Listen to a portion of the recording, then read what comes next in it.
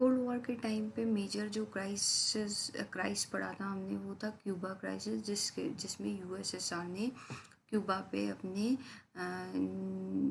Nuclear weapons को place किया था, और वहाँ से ये चीज़, वो एक मेजर क्राइसिस था।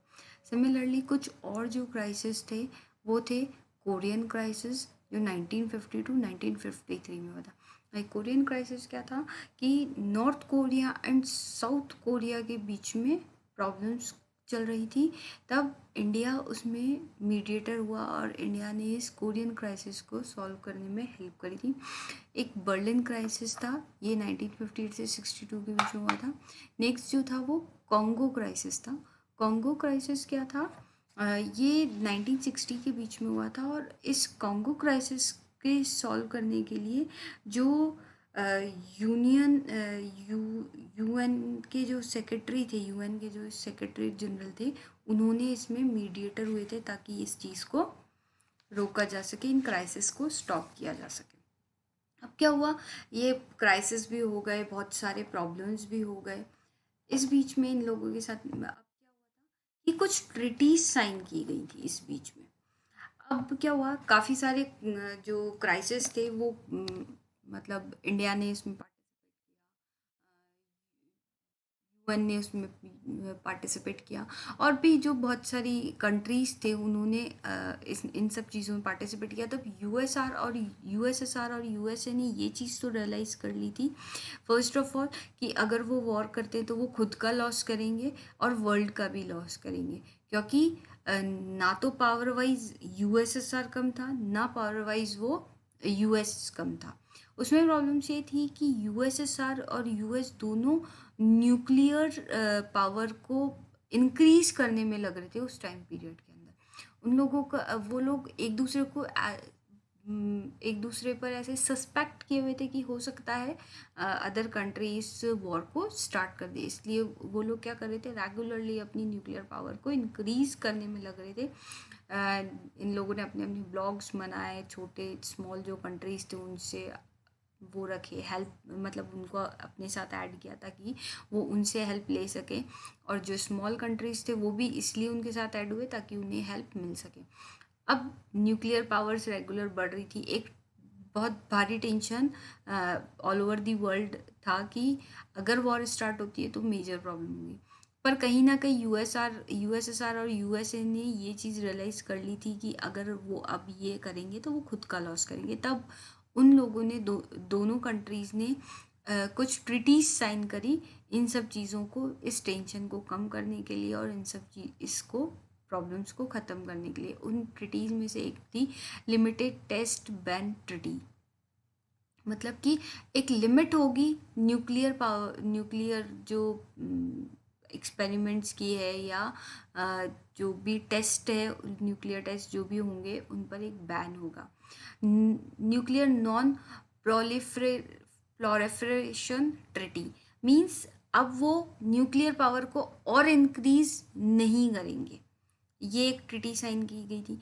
नेक्स्ट थी एंटी बैलिस्टिक मिसाइल ट्रिटी, मतलब कि वो मिसाइल्स का यूज़ नहीं करेंगे।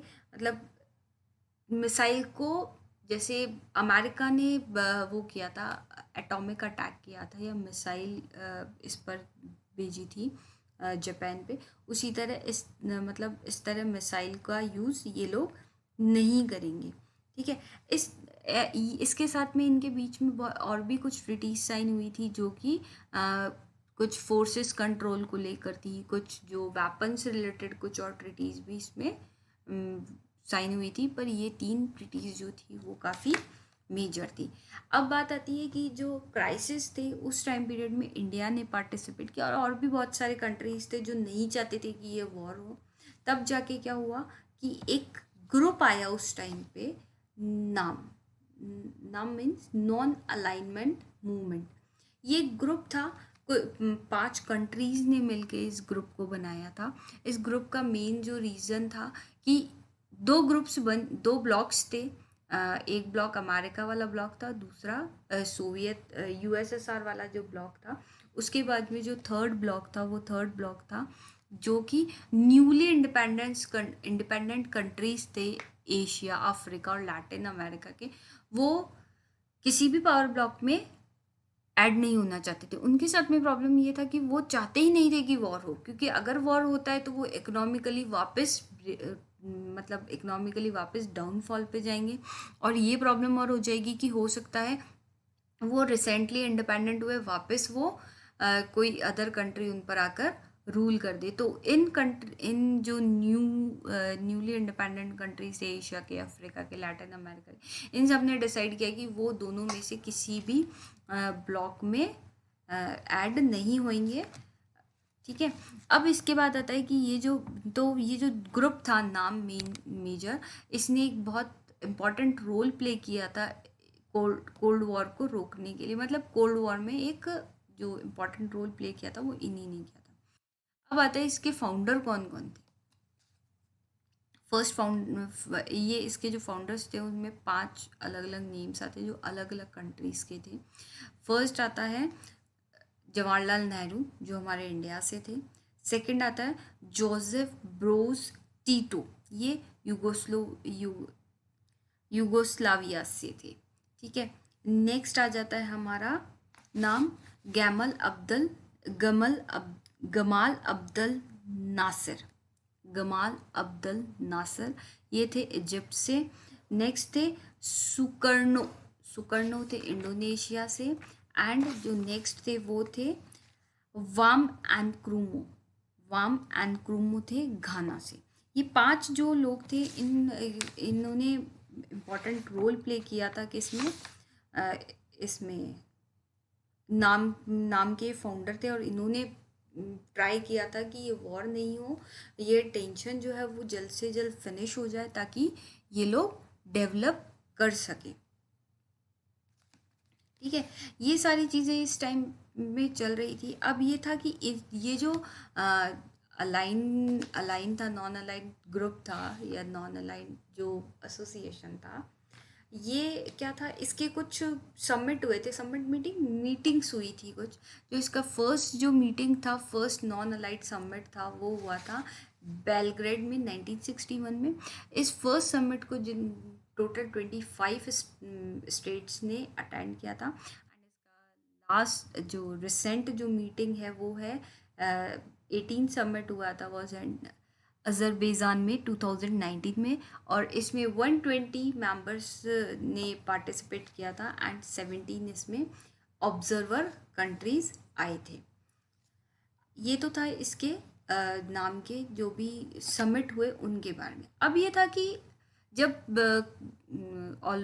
मतलब वर्ल्ड के बहुत सारे कंट्रीज थे वो अलग अलग उसमें जा रहे थे, तो ऐसा क्या था, ऐसे कौन से फैक्टर्स थे जिनके कारण ये नाम को फॉर्म किया गया। वो फैक्टर्स थे, फर्स्ट तो था कॉपरेशन था इन 5 कंट्रीज़ के बीच में। 5 कंट्रीज़ कौन कौन से, यूगोस्लाविया, इंडिया एंड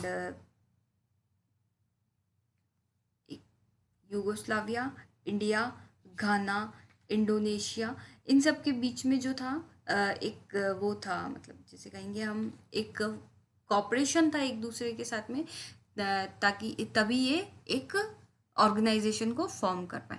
नेक्स्ट जो था कि ये जो डे बाय डे जो ये टेंशन बढ़ रहा था वो उस वजह से परेशान थे।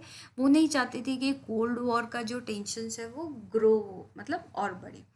एंड कुछ जो न्यू कंट्रीज़ थे, मतलब ऑलमोस्ट 16 न्यू कंट्रीज़ ने इसमें पार्टिसिपेट किया था इस ऑर्गेनाइजेशन में, ताकि क्योंकि वो भी न्यूली इंडिपेंडेंट अफ्रीकन कंट्रीज़ थे, वो नहीं चाहते थे कि ये वॉर हो और वो वापस किसी और कंट्री के कोई और कंट्री उन पर रूल करे। इसलिए ये इन सब सारी टेंशन्स के बीच में ये हुआ था कि ये लोग क्या चाहते थे कि ये फॉर्मेशन हो जाए और ये जितनी भी टेंशन्स है वो फिनिश हो जाए जल्दी से जल्दी। ठीक है, अब इसके अंदर क्या है कि जो ये कोल्ड वॉर था उसमें इंडिया ने भी एक इम्पॉर्टेंट रोल प्ले किया था। वो इम्पॉर्टेंट रोल क्या था उसके बारे में अब हम नेक्स्ट क्लास में पढ़ेंगे।